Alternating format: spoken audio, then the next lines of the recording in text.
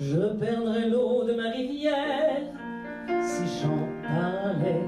Le caillou se refait poussière quand il lui plaît. Mais si ton âme s'appareille à cause de mon peu de bruit, la vie au cœur et à l'oreille arrive avant la fin des fruits.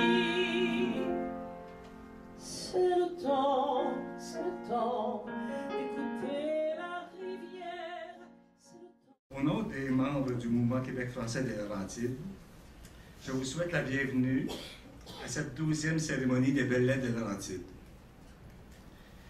Je vous remercie d'être avec nous et de nous appuyer ainsi dans notre mission de promotion de la langue française.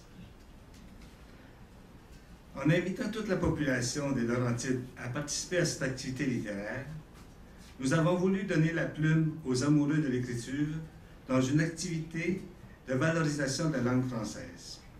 Ainsi, à votre manière, vous contribuez à la concrétisation de notre mission. Je félicite tous les auteurs et tous les auteurs qui, avec fierté, nous ont présenté leur création par une lettre exprimant l'inévitable défi de l'environnement. Nous apprécions le fait que vous ayez pris le risque de nous confier une partie de vous-même par votre réflexion. Écrire, c'est affirmer nos croyances et nos valeurs. Merci d'être avec nous cet après-midi et félicitations à celles et ceux qui ont participé à cette activité. À l'école, dans mon bulletin, il était écrit comme commentaire que j'étais bavarde comme une pie. Je savais rien des pies, moi, mais déjà les langues allaient bon train.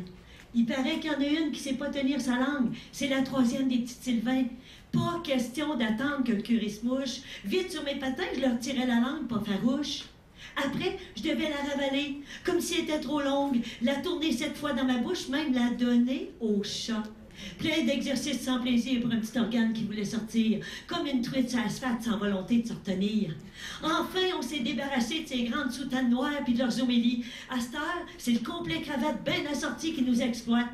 On voit noir, noir comme dans le cul d'un ours. Fait qu'on apprend vite qu'il vaut mieux pas avoir la langue dans sa poche. Surtout quand ces riches fiers pètent la classe dominante, beurre épaisse, pète les bretelles, pète plus haut que le trou, anti-Joe connaissant, pèteux de brou. C'est le même air qui a l'air de savoir ce qui est bon pour nous. Ça nous oblige à avoir la langue liée quand ça dirige avec la langue de bois.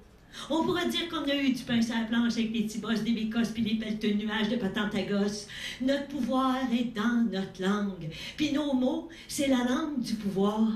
Chaque fois qu'on y a cru dans nos grands projets de société, on n'a pas chicané, puis on s'est fendu le cul pour y arriver, parce qu'on n'a pas le cordon du cœur qui traîne dans la marde. On a du cœur au ventre puis la couenne dure. On est de ce peuple qui n'a pas les 2 pieds dans la même bottine, même quand on a de la broue dans le toupette, qui est à passer à la nuit sans corde à linge, sans tambour ni trompette. Tu sais, quand j'arrive bien cerné que je cogne des clous, tu comprends quand je te dis que j'ai affaire à la terre? Pas besoin de varger sur le clou. Ça s'entendait déjà dans nos assemblées de cuisine, ben avant Ricardo, du genre, d'un soir, avec les 2 yeux dans la graisse de bine, ben assis sur notre steak, proche de tomber d'un pomme parce qu'on s'est pacté à la fraise en se racontant des salades, ben le lendemain de la veille, on se poigne pas le bacon pour autant, puis on lâche pas la patate. Mais des fois, on est branleux.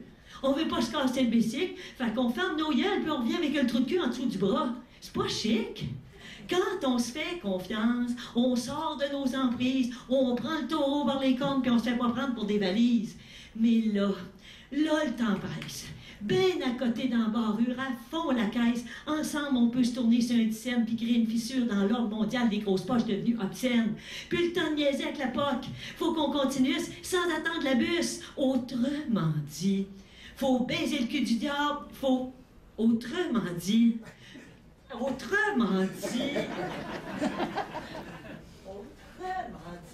faut battre le fer pendant qu'il est chaud puis baiser le cul du diable pendant qu'il est fret. Ça, mes amis, c'est de la prose avec du front tout le tour de la tête. Devenons les artistes d'une langue qui se fourre partout puis qui ose dire que quand la moutarde lui monte au nez, ben l'affaire est ketchup.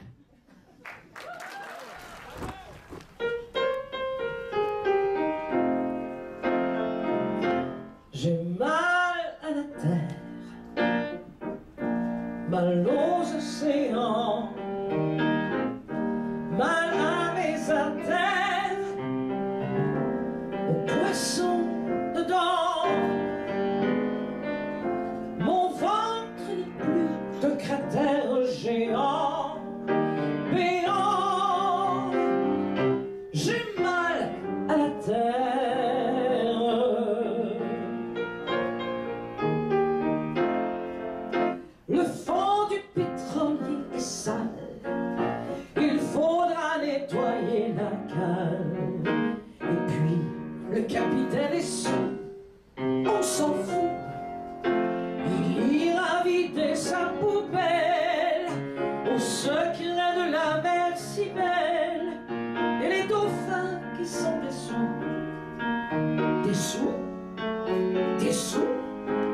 L'albatros en a plein les ailes.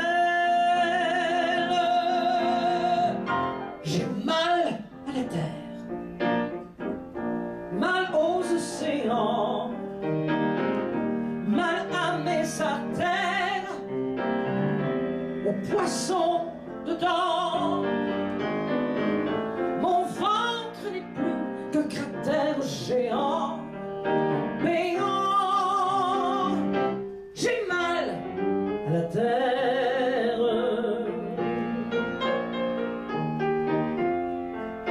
Mon règne animal m'interroge, on me détraque mes horloges. Je fais mes idées de travers en hiver, et pour grossir quelques fortunes, on vend le sable de la dune, on vend le sel, on vend le fer, et l'eau, et l'air, avec les rayons de la lune.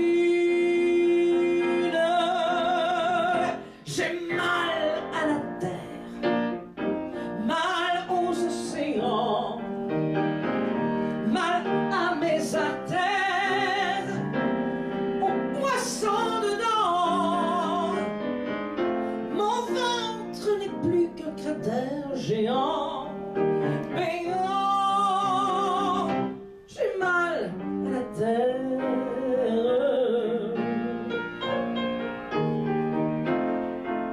Raser ma verte chevelure pour un topo sur la nature dans le téléjournal du soir, c'est à voir. Et quand les peuples se bombardent, des millions d'enfants les regardent passer les passes des potoirs. Miroir, miroir, toujours la mort à l'avant-garde. J'ai mal à la terre, mal aux océans, mal à mes artères, aux poissons dedans. Mon ventre n'est plus qu'un cratère géant, béant. J'ai mal à la terre.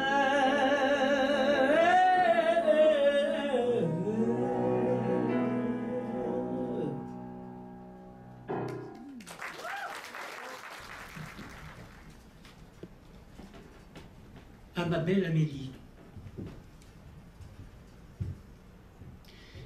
tu es encore un peu trop jeune pour lire cette lettre, mais avec un peu de providence, elle saura se rendre à toi un jour.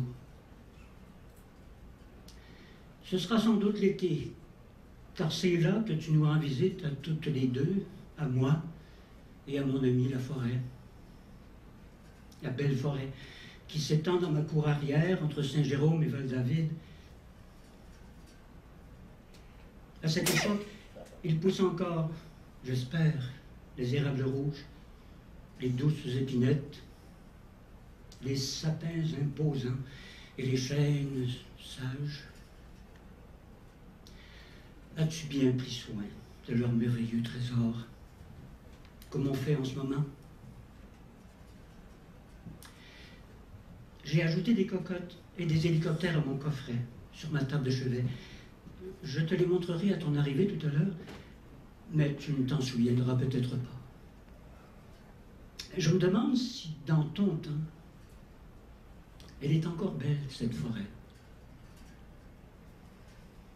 À quoi ressemblent les chuchotis des feuilles dans la brise chaude? Est-ce que les flocons se faufilent encore entre les doigts, les toits, et se cumulent sur les montagnes en quête d'un roi? Dans ta version du monde, j'espère bien, les enfants auront pris bien soin de la terre, et elle salira encore les pantalons et les bottes au grand déplaisir de nos chères mamans.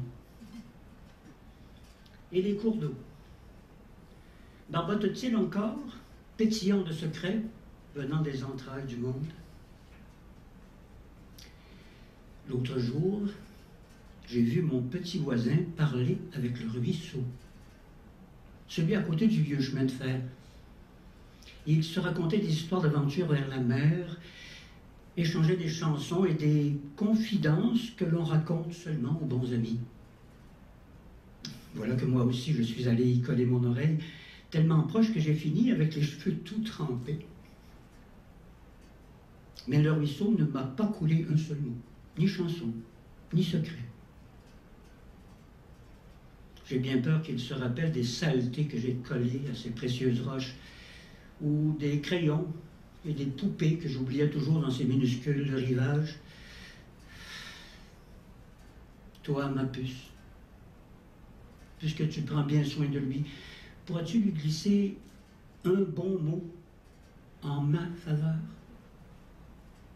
Peut-être que si c'est toi, il ne m'en voudra plus et verra que je me rattrape. Maintenant, je nettoie les roches, les racines qui dépassent et les rivages. Et mon tissage, je le fais à l'effigie de sa forêt, ma belle forêt orange et rouge, que j'espère visiter encore. Nous visiteras-tu à ce moment-là?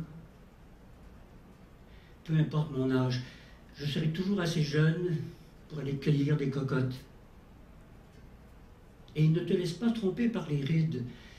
Ce sont juste des crevasses creusées par la rivière du temps à force de vivre. Quand tu en auras, ce sera à ton tour de léguer les secrets de la forêt à tous tes petits-enfants. Ah, voilà, j'entends une porte d'auto se fermer. Te connaissant, tu vas arriver bientôt en courant. Je t'aime tellement, ma cocotte de bois, en espérant que cette lettre se rendra un jour à toi. Ta mamie. Cher Mathias, le mois d'octobre qui dévêtit les érables dans notre cour me rappelle que la vie est faite de cycles et qu'il fait bon s'attarder à ceux-ci. Il nous rassure sur nos propres recommencements, nos deuxièmes chances, nos deuxièmes renaissances, comme une promesse de temps chaud après un âpre hiver ou une fraîcheur après la canicule. Mon petit, rien n'est permanent. Tout finit par passer. Voilà pourquoi je t'encourage à embrasser l'instant présent dans tout ce qu'il a de beau à offrir. Savoure le soleil sur ta peau, écoute le chant des oiseaux et le vent dans les feuilles. Prends le temps de t'arrêter pour regarder les vagues qui lèchent les galets. Attarde-toi à leur va-et-vient apaisant, sens le vent salin qui caresse ton visage. Ne tiens rien pour acquis. Cette nature si belle se fatigue, mon cher enfant. Trop longtemps, nous avons profité d'elle sans nous soucier des conséquences. Maintenant, et depuis plusieurs années déjà, elle laisse entrevoir des signes d'épuisement. Et ces cycles deviennent moins réguliers, moins prévisibles, comme cet été qui perdure en ce début d'octobre.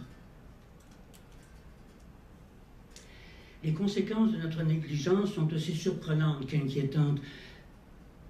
Je mentirais si je te disais que je ne m'en fais pas pour ton avenir. De quel genre d'été ton futur sera-t-il fait? Avec quelle neige tes enfants construiront-ils des bonhommes? Comme nous n'avons pas de réponse, il est encore peut-être inutile de s'alarmer, mais il est important d'agir. Ici, maintenant, à la hauteur de nos capacités. Quant à toi, chéris cette nature qui t'entoure, comme tu prends dans tes bras tes amis fidèles et précieux. Amuse-toi avec ce bout de bois tombé par terre et devenu épais. Mais respecte l'arbre, comme un aïeul. Il ne touche ni son écorce fragile, ni ses branches. Attarde-toi au travail des fourmis ou au vol structuré des abeilles, mais tiens-toi loin d'elles. Ne trouble pas leur quiétude. Rappelle-toi, c'est nous qui sommes chez elles. Ne tire pas sur les fleurs, laisse-les pousser. Elles ont leur propre rythme. Et plutôt qu'un bouquet, nous en ferons un jardin. Chéris cette eau si précieuse qui coule à ton robinet. Utilise chaque goutte à bon escient. Savoure la chance que nous avons de pouvoir boire de l'eau potable à volonté. Pense à redonner, à réutiliser, à donner une deuxième vie à ce que tu possèdes. Tourne-toi vers les objets de seconde main qui ont souvent de très belles histoires à raconter. Répare ce que tu brises plutôt que de simplement le jeter.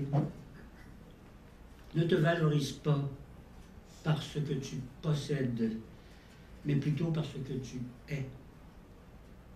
C'est là toute la richesse du monde.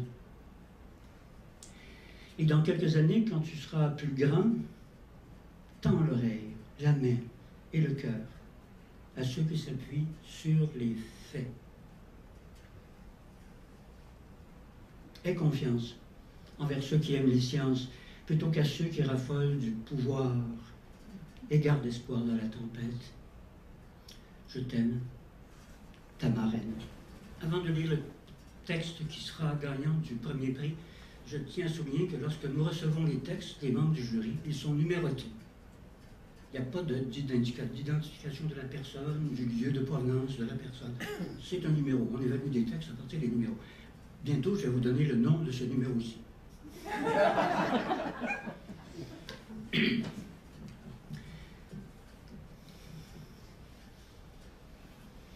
Chère petite fleur, lorsque tu liras cette lettre, mon corps et mon âme de grand-papa auront quitté ce monde. N'existeront que tes souvenirs où, toute petite, je t'amenais à explorer les paysages magnifiques des Laurentides.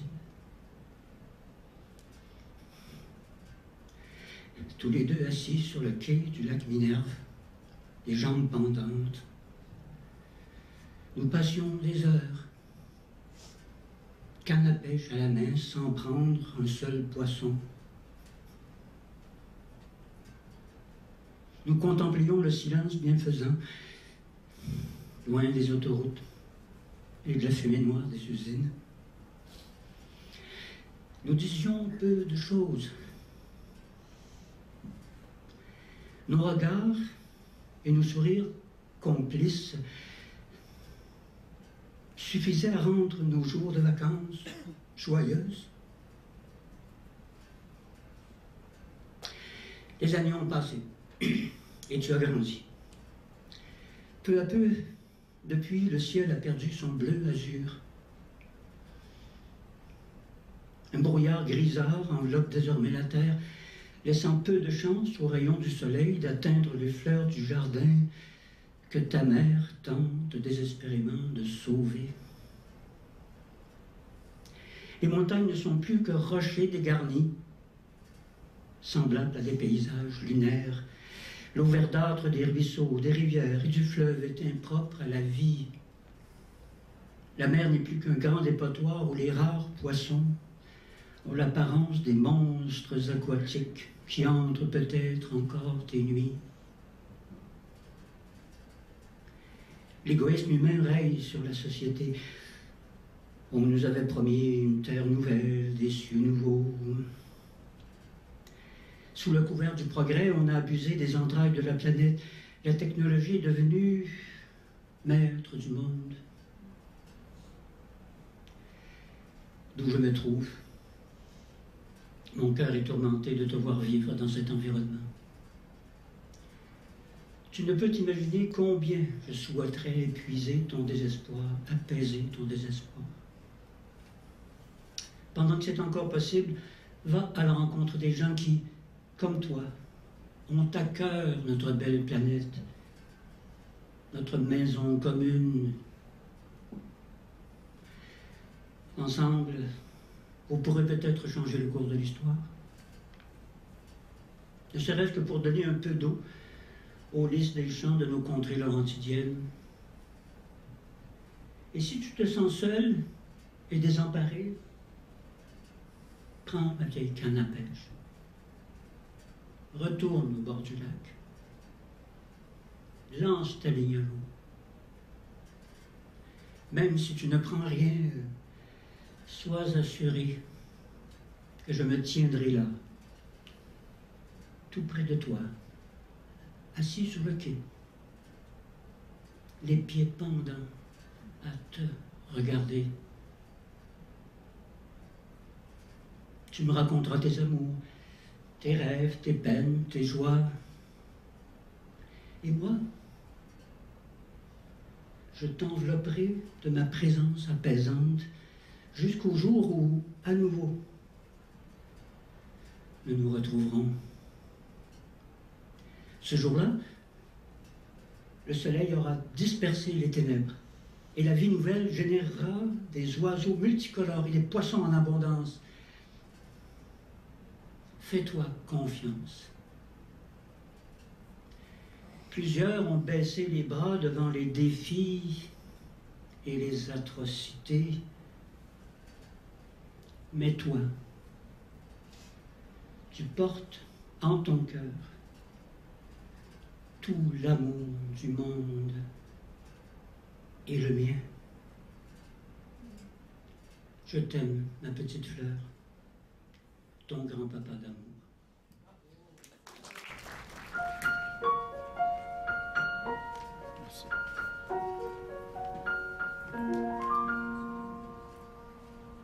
Je perdrai l'eau de ma rivière si j'en parlais. Le caillou se refait poussière